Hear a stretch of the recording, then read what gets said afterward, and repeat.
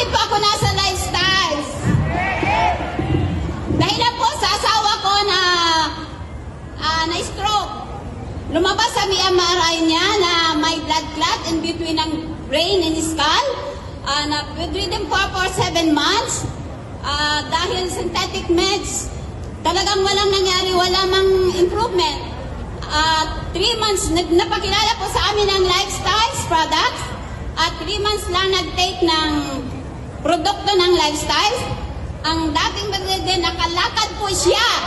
Ngayon po, nag-drive na po siya. Yes, yung inaakala kong nasa apat na kanto lang ako na mag-aalaga na ng asawa ko, hindi po nangyari yun. Dahilan sa Lifestyles products. Kaya, sobrang thank you po ako sa Lifestyles products. Yung bukol kong 10 years, natanggal po ng Lifestyles products.